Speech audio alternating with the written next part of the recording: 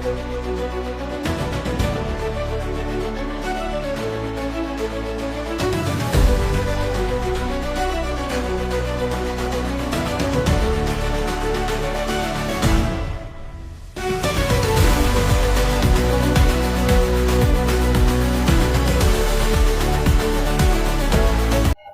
प्रिय दर्शकों, आप देखना शुरू कर चुके हैं वंदे भारत समाचार।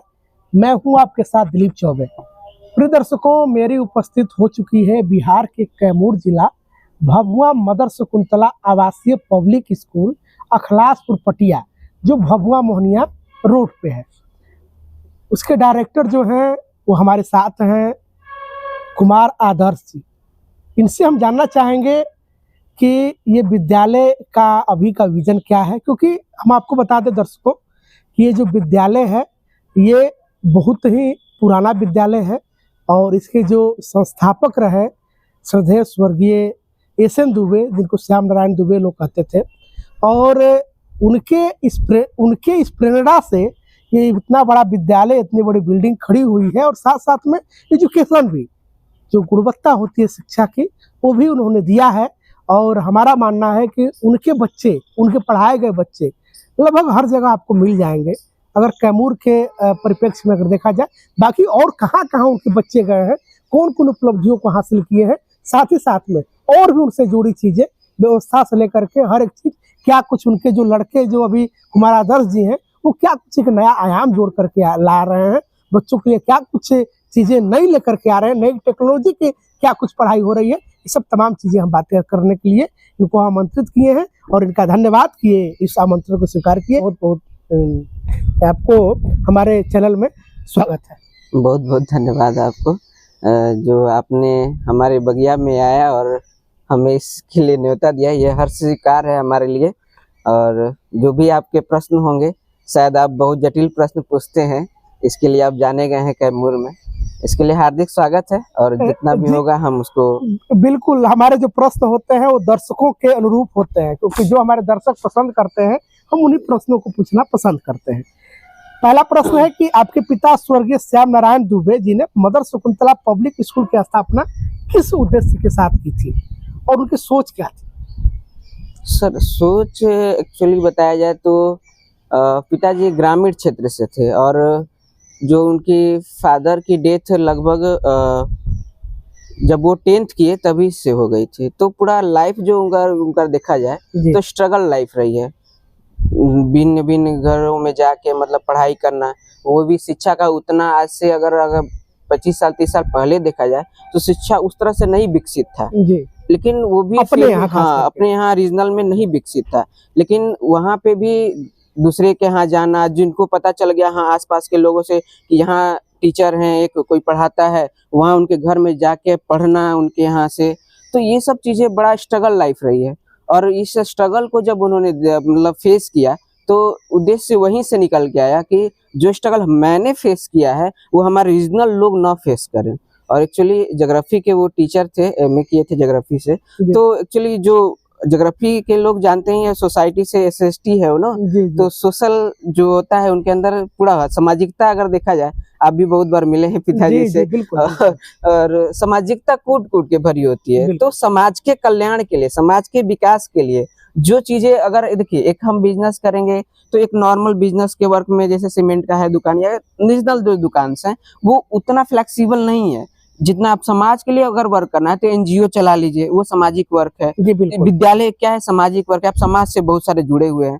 तो इसलिए उद्देश्य वहीं से निकल के आया कि अगर इसको, समाज को आगे बढ़ाना है, समाज को आगे लेके जाना है, अगर समाज के लोगों से जुड़ना है, तो एक ऐसा प्लेटफॉर्म यही देता है जिससे हम आगे समाज को बढ़ा सकते हैं।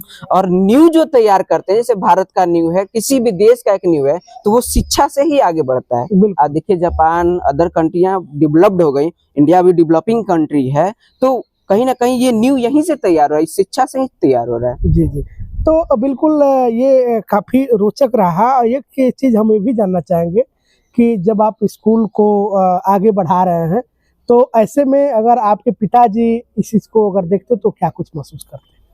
बहुत प्राउड फील होता है। मैं भी इसी स्कूल से पढ़ा हूँ 10th तक, तो उद्देश्य फादर कभी नहीं ये सोच के था कि मतलब फादर ने पढ़ाया लिखाया जितना भी, कभी वो मतलब नहीं चाहते थे कि इसको मैं संभालूं। मतलब उनका उद्देश्य था कि आप आगे पढ़ के यहाँ से दूर चले जाएं, बट ऊपर वाले के हाथ में सब कुछ होता है। विधि का विधान कहा जाता है कि उसके आगे किसी की नहीं चलती है। नहीं चलती। तो वही है, कम उम्र में मैच्योरिटी भी नहीं थी बहुत सारा हम लोग को, फिर भी उतना कम एज में मैं अगर देखूं तो 21 की ईयर में फादर का मतलब 22 के ईयर में फादर का तबीयत खराब होना, और फिर ये सारी जिम्मेदारी। अगर उससे पहले मैं देखूं 2021 में मैं देखूं तो मेरे को स्कूल की फी भी नहीं पता थी, और मैं एमएससी करके दिल्ली पढ़ रहा था वहाँ पे। तो एट वंस फादर को फिर कैंसर होना और ये सब चीजें ड्रास्टिकली आना, जो जिम्मेवारी का एक रिलेशन का एक कुछ भी ना जानते हुए व्यक्ति के ऊपर सारी जिम्मेवारियां दे देना बहुत टफ था। बट था ना कि कहा जाता है जो समाज कल्याण के लिए किया होता है उसको कहीं ना कहीं सपोर्ट मिलता है। बिल्कुल। और वही चीज देखिए, एक चीज मैं मानता हूँ कि मैं पहले बहुत सामाजिक नहीं था। मतलब फादर कभी बुलाते थे भी किसी के सामने तो हम लोग लजा के वहां से हटना, चाहे स्पीच के लिए बुलाना तो मैं नहीं जाना चाहता था। बट समय के साथ साथ आज देखिए तो हम लोग हमेशा चाहते हैं कि लोगों के बीच में रहें। खुद ही बच्चों को इतनी स्ट्रेंथ है, हर दिन जब मार्केट में निकली है कोई ना कोई गार्जियन मिल जाते हैं, कोई ना कोई बच्चे मिल जाते हैं। तो ये बहुत अभी खुशी बहुत ज्यादा मिलती है। पहले लगता था कि नहीं ये बहुत सारी चीजें नहीं हमारे लायक है, बट ऊपर वाले ने जो दिया वो बहुत ही खुशनसीब वाले हैं। जी बिल्कुल। आपकी शिक्षा दीक्षा कहाँ तक हुई है, थोड़ा अपने बारे में कुछ बताएं। मेरी शिक्षा मैं 10th तो यही से किया चंदौली से, और फिर 12th मैं पटना सेंट्रल चला गया। पटना सेंट्रल स्कूल है पटना में, और उसके बाद सीबीएसई बोर्ड से ही दोनों है मेरा 10th 12th। और ग्रेजुएशन और पोस्ट ग्रेजुएशन मैं बीएचयू बनारस हिंदू यूनिवर्सिटी से किया हूँ। और पोस्ट ग्रेजुएशन के बाद वही फादर की तबीयत खराब है, 2021 में मैंने पोस्ट ग्रेजुएशन कंप्लीट किया फिजिक्स से। तो देन आफ्टर मैं नीट की तैयारी, पीएचडी एक्चुअली लेक्चरर का मेरा उद्देश्य था पहले से भी, 10th पास किया तभी से। लेकिन 10th पास किया तो लेक्चरर का था उद्देश्य, तो मैं वहाँ पीएचडी के लिए तैयारी के लिए दिल्ली चला गया। तो हुई उसी समय क्या हुआ कि मतलब फादर का तबीयत खराब हुआ तो मैं पढ़ाई छूट गई है। तो पढ़ाई एमएससी और बीएड भी कंप्लीट हो चुका है मेरा 2023 में ही। तो पढ़ाई यहीं तक है, उद्देश्य है अभी पीएचडी करने का। फिर भी मैं यही मानता हूँ कि लेक्चरर था, कहीं शायद लेक्चरर होते तो कहीं 30-40 के बीच में होते लेक्चर देते, आज कुछ ज्यादा ही लोगों के बीच में है। और नहीं बिल्कुल, ये काफी ठीक है, जो नीति को जो पसंद आई हुआ। पिता की विरासत को संभालते हुए स्कूल में क्या आप कुछ नए बदलाव और सुधार किए हैं? देखिए, उद्देश्य जो हम लोग का लोगो देखिएगा तो उसके नीचे ड्यूटी डिसिप्लिन लिखा रहता है, ठीक है। तो वो हर जगह हम लोग ड्यूटी डिवोशन एंड डिसिप्लिन जो हमारा है वो कहीं ना कहीं स्कूल के हर कोने में है छिपा हुआ। आप ऐसे भी अगर स्कूल में कहीं भगवान मार्केट में पूछिए डिसिप्लिन के नाम में जाने हो तो मतलब समझा स्कूल का नाम आ जाए। दुबे जी के भाई, अरे वो क्या स्ट्रिक्ट व्यक्ति थे, तो वो अभी भी वही बरकरार है। आज भी बच्चे अगर आपको कहीं रोड पे दिख जाएं तो कहीं भी ऐसा नहीं कि मार करते आपको दिख जाएंगे, गाड़ी में कहीं भी आप विद्यालय के देखिए तो वो उनके अंदर उस तरह का दिखेगा ही चीजें। नहीं, ये सब चीज तो पहले से थी इस विद्यालय में, और कहे तो पहले से थी सब चीजें। हम ये जानना चाहते हैं कि क्या कुछ आप नए कुछ उसमें बदलाव किए हैं, क्या कुछ और चीजें उसमें ऐड किया गया है? क्योंकि अब नई शिक्षा नीति चल रही है और अब इस समय टेक्नोलॉजी युग कुछ ज्यादा आ गया है। बहुत जी, तो उस विषय में हम जानना चाहते हैं कि आप क्या कुछ परिवर्तन लाया। देखिए वो चीजें ठीक है, हाँ वो पॉइंट भी आपका हम देंगे आंसर। जैसे अभी फिलहाल में हम लोग का अभी फरवरी में ही साइंस एग्जीबिशन होने वाला है। फिर अभी देखिए कल से हम लोग जा रहे हैं स्वच्छता जागरूक अभियान करने, गांव-गांव में हम लोग जाएंगे और वहाँ पे मतलब जैसे सैनिटरी पैड्स को लेके, फिर मतलब हेल्थ एंड हाइजीन को लेके, जैसे गांव में जो बहुत ज्यादा जागरूक नहीं है लोग, फिर बेटी की शिक्षा के प्रति जागरूक करना, ये हमारा अभी उद्देश्य फिलहाल कर रहा है, अभी मतलब करने वाले हैं हम इस पे। और क्लासरूम्स में हम देखें तो देखिए एआई बेस्ड चीजों को हमने, जैसे अभी एआई बहुत ट्रेंडिंग चल रही है, तो एआई बेस्ड अभी फरवरी में हम लोग एक प्रोग्राम कराने जा रहे हैं। और उसके बाद जो हमारे क्लासरूम्स हैं फुली डिजिटलाइज्ड हो गए हैं हर क्लासरूम्स। उसके बाद आपका अगर आप विद्यालय में, हम लोग विद्यालय को ऐसे मानते हैं जैसे हम लोग विद्यालय में एंटर किए तो एक एक छोटी छोटी चीजों से बच्चों को सीखना चाहिए। तो आप कहीं ना कहीं देखिएगा पेड़ों में मतलब लगे रहते हैं पक्षियों को पानी पीने के लिए, फिर आप दीवारों पे देखिएगा तो बहुत सारे ऐसे चीजें पेंटिंग है, या डायग्रामेटिक चीजें टंगी हुई हैं जिससे बच्चा लर्निंग करे। तो ये सब चीजें जो पहले नहीं हम लोग को दिखता था, वो चीजें हम लोग ने इम्प्रूव किया है कि teaching by playing way method. पहले शिक्षा मतलब केवल किताबों तक रहती थी सीमित, अब जी। उसको क्या है कि खेल रूप में, जैसे शिक्षा नीति भी ये कहती है कि केवल किताबों तक सीमित न होके हम प्ले वे मेथड से बच्चों को पढ़ाएं। तो हर हाँ, एक्टिविटी खेल में वो सीखें ज्यादा। जी तो खेल में जो भी हम लोग चीजें दे पाते हैं जी। वो आज देने का प्रयास। स्कूल को आप किस पहचान के साथ देखना चाहते हैं? आपकी जो स्कूल की जो पहचान है, अब बाकी लोगों से क्या कुछ अलग हो, क्या कुछ भिन्न हो, आप कैसे इसको देखना चाहते हैं? देखने का प्रारूप है कि जैसे विद्यालय आगे अभी तक काम करते आया है, उससे और भी जो समाज के हित में काम कर सकता है जी। उसके लिए हम करते रहेंगे। और विद्यालय देखिए संस्थापक का ही बात करें तो उन्होंने जितना लगन या मेहनत से काम किया इस संस्था के लिए, वो चीज आदमी देखा है। अगर मान लीजिए मैं किसी व्यक्ति को रखता हूँ तो शायद वो न उस चीज को देखा हो। तो जितनी मेहनत या लगन हर स्टाफ, ऐसा भी नहीं है जो व्यक्ति जुड़ा हुआ है वो हर व्यक्ति मतलब उसी प्रारूप से जुड़ा है कि कहीं ना कहीं जो व्यक्ति इस चीज को स्थापित किया है उसके उद्देश्य को कहीं ना हम कहीं धूमिल न करें। तो जितना भी मेहनत होता है समाज के लिए, जितना भी जागरूकता अभियान या जो भी चीजें हैं समाज में, जो अपडेटेशन हो रहा है समाज के, चाहे आजकल, अच्छा पहले ही देखिए, पहले के बच्चे बहुत सामाजिक और परंपरागत होते थे, लेकिन जी। आज बच्चे थोड़ा सा ट्रेंड चेंज हो रहा है। तो ऐसा नहीं है, उसको भी हम मॉडर्नलाइज भी अपनाना है, लेकिन अपने परंपरा को भी नहीं छोड़ना है। बिल्कुल। वो चीजों के लिए जितना चीजें हो सकती है हम लोग उसके लिए करने को तैयार हैं। जी बिल्कुल। बच्चे जो शिक्षकों का जो चयन होता है वो आप कैसे करते हैं, और उनको ट्रेनिंग देने की कैसे आपकी व्यवस्थाएं हैं? देखिए शिक्षक का चयन तो फर्स्ट के जो हमारा सर्कुलर है कि वो कम से कम ट्रेंड होने चाहिए, बीएड और डीएलएड होने चाहिए उनके पास, और ग्रेजुएट होने चाहिए। अगर 6 to 10 अगर बच्चे पढ़ाने वाले हैं तो कम से कम मास्टर डिग्री होनी चाहिए उनके पास। जी। फिर उसके बाद रिज्यूम सबमिट होता है, रिव्यू सबमिट के बाद डेमो हम लोग कराते हैं। तो डेमो में फीडबैक बच्चों से लेना, अपना फीडबैक हम लोग सबमिट करते हैं चेयरपर्सन को, फिर चेयरपर्सन डिसाइड करते हैं कि whatever the things we can do for you. तो वैसा हम लोग करते हैं। जी। स्कूल में शिक्षा के अलावा किन किन गतिविधियों पर विशेष ध्यान दिया जाता है? जैसा कि आपने बताया आपके यहाँ साइंस एग्जीबिशन होना है, फूड एग्जीबिशन होते होंगे, बाकी और क्लासरूम में या फिर कहें तो फील्ड में क्या कुछ अलग गतिविधियां और भी कराई जाती है, जिसको किस प्रकार से आप ऑर्गेनाइज करते हैं? अभी देखिए सबसे बड़ा इम्पोर्टेंट अभी अब मार्केट में आप पता कीजिएगा भगवान के एक विद्यालय अभी जो हम लोग के सिस्टम में चला है, इस सेशन में हम लोग चलाए हैं, वो इंग्लिश स्पीकिंग इन्वायरमेंट चलाए हैं। जी। मतलब हर बच्चा, आप देखिएगा नर्सरी का बच्चा, आज नर्सरी का एक बच्चा बोला था ए डोंट गो देयर।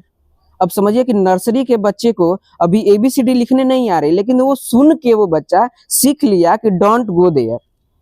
तो ये मतलब हम लोग ने जो स्पीकिंग इन्वायरमेंट, क्योंकि देखिए we are belongs to the CBSE board school, तो अगर हर बच्चा अगर सब्जेक्ट हमारा इंग्लिश का है तो बच्चा इंग्लिश स्पीकिंग तो सीखना चाहिए कम से कम उसको। हम लोग भी सर +2 तक तो सीबीएसई बोर्ड से ही पढ़े, लेकिन सर इतना फ्लुएंट नहीं थे इंग्लिश बोलने में। जी।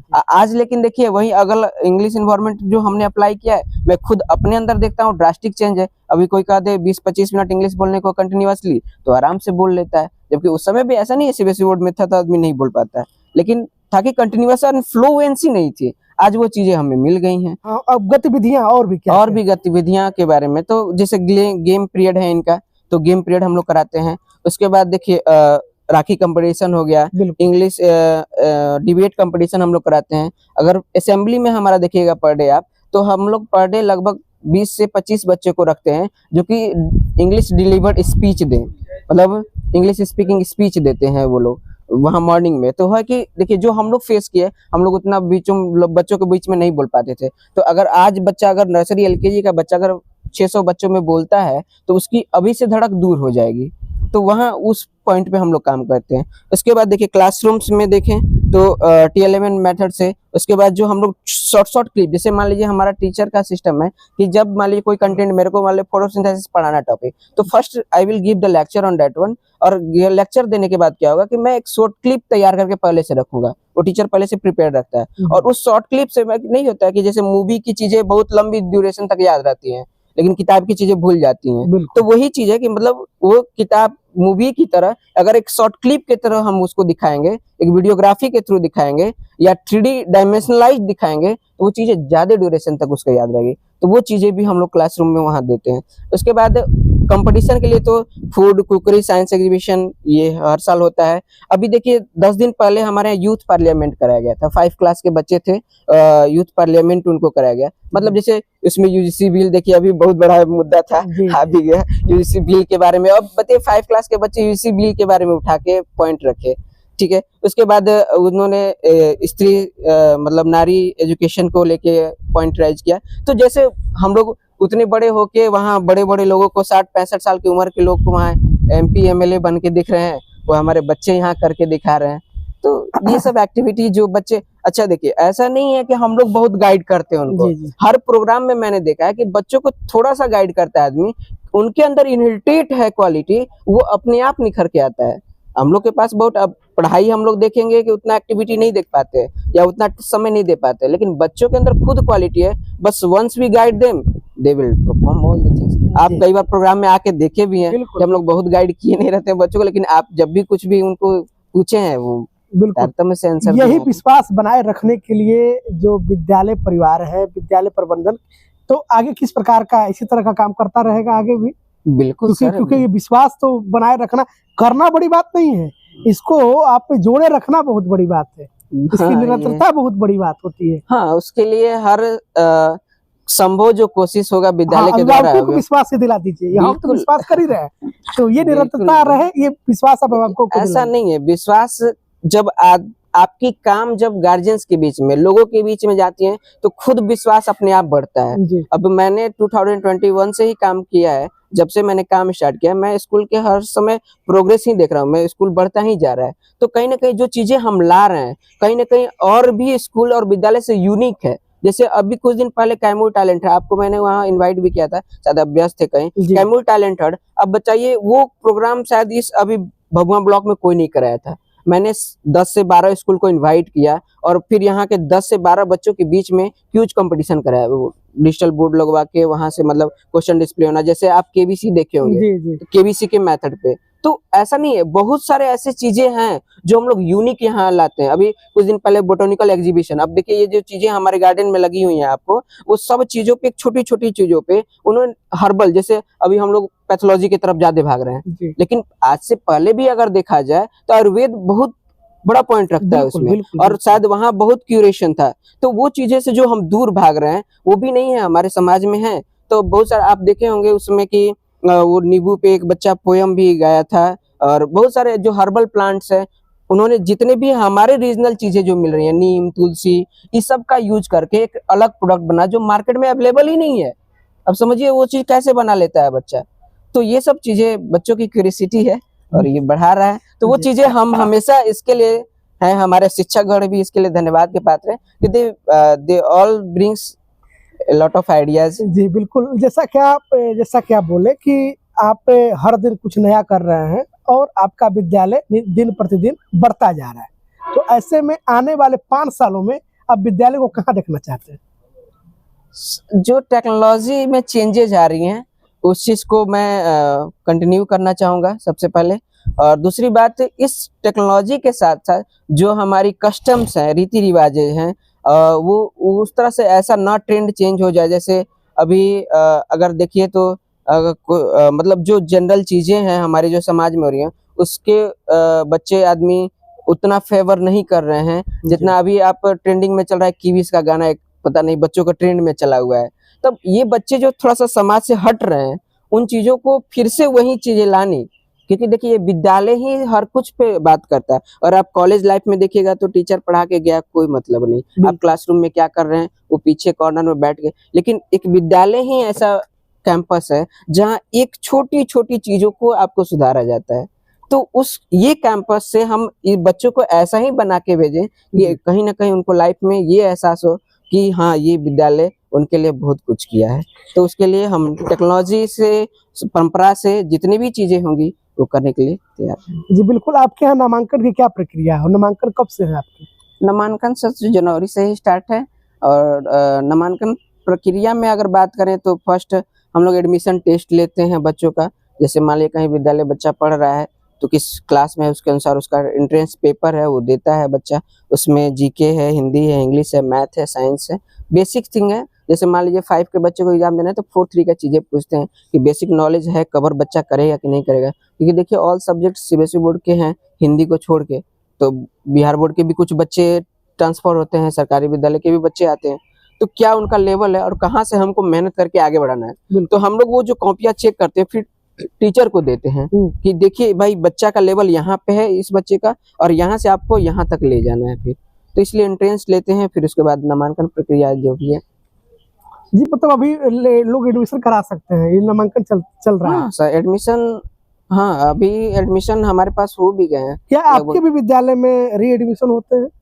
हाँ, विद्यालय में सर री एडमिशन, सर इसलिए री एडमिशन का प्रोसेस रखा गया है कि बेसिकली अगर इंफ्रास्ट्रक्चर की बात करें ना विद्यालय के लिए, देखिए डायरी हो गया हर साल उपलब्ध करा, आई कार्ड हो गया, उसके बाद स्मार्ट क्लास चलता है, कंप्यूटर लैब चलता है, उसके बाद वेरियस एक्टिविटीज़ हैं जो इंक्लूडिंग एक ही बार हम लोग इसको इंक्लूड कर लेते हैं। जैसे आप साल भर में देखिए तो हर मंथ में एक्टिविटी हम लोग के यहाँ थे, तो अब सब बार बार गार्जियंस को ये बर्डन ना पड़े, तो इसलिए जो एनुअल सिस्टम है वो एक ही बार आदमी होता है कि गार्जियन सबमिट कर देता है, फिर वो साल भर फ्री रहता है उन चीज़ों से। अच्छा एक चीज़ हम ये भी जानेंगे कि आपके यहाँ जो हॉस्टल की भी व्यवस्था है, बिल्कुल उस हॉस्टल में किस क्लास से किस क्लास तक के बच्चे का एडमिशन होता है और वो एडमिशन कब से स्टार्ट है?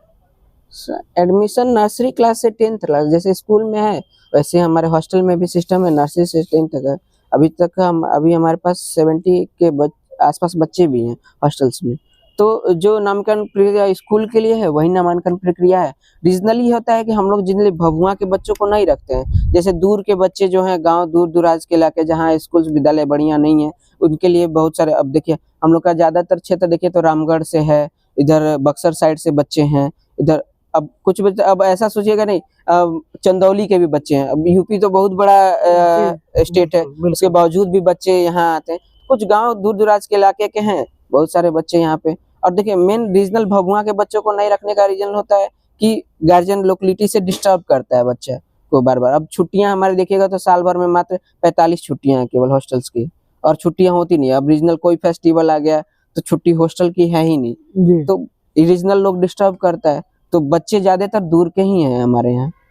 तो उनके लिए क्या की व्यवस्था है, थोड़ा उसका भी जिक्र कर दें हमारे दर्शकों के यहाँ। हाँ, उनके लिए सर 24 घंटा का जो हमारे यहाँ खाना का सिस्टम है, 4 टाइम से 3 टाइम खाना देते हैं, 2 टाइम नाश्ता देते हैं हम लोग। उसके बाद शुद्ध शाकाहारी है, रात में दूध रहता है। एक बच्चे पे हम लोग एक अलॉटेड अलमारी है वो देते हैं, उसके साथ में एक बेड, एक चौकी और एक टेबल देते हैं पढ़ने के लिए, स्टडी टेबल। तो ये है व्यवस्था। एक रूम में लगभग 6 से 7 बच्चे रहते हैं। अच्छा, बड़ा रूम। हाँ, मिक्सअप बच्चे हम लोग रखते हैं। जैसे मान लीजिए कुछ छोटे छोटे बच्चे हैं तो उनको गाइड करने के लिए बड़े बच्चे गाइड कर देते हैं, तो वार्डन हैं बने हुए हॉस्टल्स के, वो गाइड करते रहते हैं। छोटे मिक्सअप बच्चे हम लोग रखते हैं हॉस्टल्स में, एक रूम में, इसी तरह का व्यवस्था है। जी बिल्कुल। वैसे दर्शकों से क्या कुछ कहना चाहेंगे, जो अभिभावक है अभिभावकों से आप किस प्रकार की अपेक्षा रखना चाहते हैं, ये बड़ा महत्वपूर्ण हो जाता है। ये बात सही है। देखिए हम लोग कभी कभी बुलाते भी हैं अपने गार्जियंस को, तो अपना पॉइंट रखते हैं, लेकिन गार्जियन अब ये है कि पूरा गार्जियन अब सब देख ही रहे हैं, काम में व्यस्तता है सबकी गार्जियंस की, तो नहीं आ पाते हैं। तो मैं आपके माध्यम से कहना भी चाहूँगा कि हम लोग का गार्जियन से एक ही इंक्वायरी रहता है कि आप बच्चे, देखिए भविष्य आपकी है, वो आपने, हम बच्चे को अगर जन्म देते हैं तो वो कहीं ना कहीं इन फ्यूचर इसी सोच पे हमारी काम करती है कि जब हम बुढ़ापे में जाएं तो हमारा बच्चा हेल्प करे, कहीं ना कहीं वो हमें एहसास ना हो, या कहीं वो लाइफ में हमें ना कहे कि पिताजी आपने नहीं पढ़ाया। तो जब उस बच्चे के लिए अगर हम दिन भर मेहनत कर रहे हैं तो उस बच्चे को हम 10 मिनट टाइम दे सकते हैं अपने घर में। तो जब भी हमें समय मिले, हर सर हम पीटीएम कराते हैं, जब भी आपको इंक्वायरी हो स्कूल्स में, आप कंप्लेन के रूप में चाहे आप 10 मिनट 15 मिनट डायरी जो हम लोग वर्क देते हैं, हम लोग बच्चों को बहुत ज्यादा मेहनत नहीं कराने को बोलते। हमने सर जितना भी, अगर देखिएगा मेरा एक पॉइंट अगर बात करने का, तो मैं बोलता हूँ अपने गार्जियन को कि आप बच्चे का डायरी वर्क मेरे को करा के भेजिए ना। अगर उतना आप करा देते हैं तो बच्चा मैक्सिमम सक्षम हो जाएगा। चाहे एग्जाम में मार्क्स खराब आ रहे हो, चाहे कहीं भी आ रहे हो, चाहे वो बच्चा कभी फेलियर होगा ही नहीं होगा। क्योंकि उतना टीचर खुद करा के दे रहा है। तो सर अगर हम 6 घंटा है, बच्चा आपके पास 18 घंटा है, तो जिम्मेवार आप भी तो कुछ है। ठीक है हम वर्क कर रहे हैं, लेकिन वर्क के साथ साथ मेरा फ्यूचर वो भी बच्चा है, उसी के लिए काम कर रहे हैं। तो अगर सक्षम हो जाए आगे चल के, तो उसी पॉइंट पे होगा कि जब उस पर केयर करें, हम उसको 10 मिनट 15 मिनट आधा घंटा बैठे उसके साथ, उस बच्चे के साथ। और सर गार्जियन आज की भागदौड़ में बैठ नहीं रहा है, ये सबसे बड़ा पॉइंट है। तो उसके लिए मैं पेरेंट्स से रिक्वेस्ट करूंगा कि बैठिए अपने बच्चे के साथ, क्योंकि वही आपका फ्यूचर है, वही आपकी बुढ़ापे की लाठी है। तो उसको आप संभाल के अभी नहीं रखेंगे तो वो फिर बाद में उसका कोई मतलब नहीं रह जाए। बिल्कुल, एक भावनात्मक बात ये भी है कि इस बात पे हम ये जरूर कहेंगे, कोट करेंगे कि जब गार्जियन जब वृद्धावस्था में जब जाते हैं, तो उस समय भी चाहते हैं ना कि बच्चा हमारे साथ थोड़ा समय बिताए। तो बच्चा जब समय नहीं बिताता है तो उस गार्जियन को थोड़ा कष्ट होता है कि काश मेरा बच्चा हमारे साथ थोड़ा समय बिताता तो कितना अच्छा लगता है। लेकिन उस समय वो जो लड़का होता है उसी प्रकार से व्यस्त हो जाता है जिस प्रकार से आप व्यस्त हैं। आप व्यस्त हैं आज। तो आप जब बचपन में उसके पढ़ाई पीरियड में जब आप उसके साथ नहीं बैठ रहे होते हैं, तो वो भी देखा है कि जैसे पिताजी भाग दौड़ कर रहे थे, हमारे साथ नहीं बैठ रहे थे, उसी प्रकार से हम भी भाग दौड़ कर रहे हैं, तो पिताजी के पास कैसे बैठे। अगर आप बैठे रहेंगे तो जाहिर सी बात है कि बुढ़ापे में आपका बच्चा मोबाइल न चलाने के बजाय आपके पास बैठेगा। सर एक बात और है, देखिए जैसे कि मान लीजिए एक नॉर्मल एज तक 10th 12th तक जब बच्चा है तभी तक ना आपको गाइड करना है, उसके बाद खुद बच्चा जिम्मेवार हो जाएगा। लेकिन अगर उतने टाइम भी अगर आप समय नहीं दे पा रहे हैं, इसका मतलब फिर कहीं ना कहीं हमने भी अपने एक पेरेंटशिप कहा जाता है, पेरेंटशिप में कमी की है। तो उसको हम चाहेंगे अपने गार्जियन से कि पेरेंटशिप में आप कमी ना कीजिए, उस बच्चे पे कम से कम जब तक वो मैच्योर नहीं हो रहा है तब तक आप ध्यान दें। जैसे बहुत सारा इंक्वायरी है बच्चों का, सर मोबाइल चलाता है। सर आप ही का मोबाइल तो है, मैंने तो मोबाइल नहीं दिया घर जाके ना, तो सर आपका मोबाइल लिया कैसे बच्चा, इस पे तो आप जिम्मेदार है ना। बिल्कुल, आपकी मैक्सिमम कंप्लेन है कि सर मोबाइल चलाता है बच्चा, सर घर पे मोबाइल से क्वेश्चन दिखता है बच्चा। तो सर मैंने तो इंस्ट्रक्शन कहीं नहीं लिखा है अपने डायरी में कि सर आप बच्चा को दीजिए काम करने के लिए। तो सर आप ध्यान नहीं दीजिएगा तो फिर कैसे होगा। अपने माँ को, जो इनकी माँ है, माँ रह रही है, तो सर ये आपकी जिम्मेवारी बनती है कि उस मोबाइल को अवॉइड करेंगे। हम टेक्नोलॉजी के साथ चलेंगे, हम भी ऐसा नहीं करेंगे टेक्नोलॉजी के साथ नहीं चलेंगे, लेकिन टेक्नोलॉजी के साथ उतना ही चलेंगे जितना नीड है उस बच्चे को। अब 10th 12th के बच्चे को मैं नहीं समझता कि नीड है उतनी मोबाइल की। बिल्कुल ना हम लोग इंस्ट्रक्शन देते हैं, लेकिन गार्जियन आके कहते हैं सर बच्चा मोबाइल चलाता है। सर तो इसको दूर कीजिए, थोड़ा दूर करने की जिम्मेवारी आपकी है ना। जी बिल्कुल बिल्कुल। और बच्चे के सामने आप जब खुद रील देखेंगे तो बच्चा मोबाइल तो चलाएगा। बिल्कुल सर, हम गार्जियन बैठे हैं, बच्चा बैठा हुआ है, उससे बात नहीं करके, यही तो आप परंपरा देखिए। पहले के बाप दादा क्या करते थे, पहले के दादा लोग का पोता प्यारा होता था, पोता की कहानियां सुनाते थे, बैठ के बातें करते थे। आज बाबा भी रील चला रहे हैं, बेटा भी, नाती पोता भी रील चला रहा है, सब लोग रील चला। सर उस चीज को जब हम अवॉइड नहीं करेंगे तो वो कैसे अवॉइड कैसे करें। हम गार्जियन हैं उनके ना। तो लास्ट में चलते चलते पिता का कोई वैसा सपना जो पिताजी देखे थे उसको आप पूरा करना चाहते हैं। बिल्कुल सर, उनका सोच इस विद्यालय को और आगे ले जाना और +2 विद्यालय चलाना था, बट संजोग और भाग्य नहीं साथ दिया। और मैं इस विद्यालय को अभी +2 के करने को लगभग हर कुछ रेडी हो चुका है। शायद हो सकता है आप 2027 में जब हमारा इंटरव्यू लेते हो, शायद आपको हम +2 विद्यालय में बैठा के ही ले रहे हो। तो मैं लगभग 1 ईयर में शायद ये हर प्रोसेस में कंप्लीट कर लूँगा।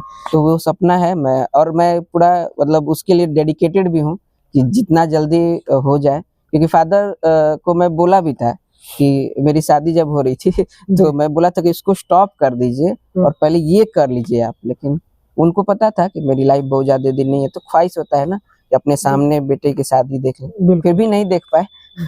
संजोग है। चलिए, न्यूति को जो पसंद था वो हुआ। अंत में चलते चलते हमारे दर्शकों से कुछ अपील भी करना चाहें अगर नामांकन को लेकर के, तो आप कर सकते हैं।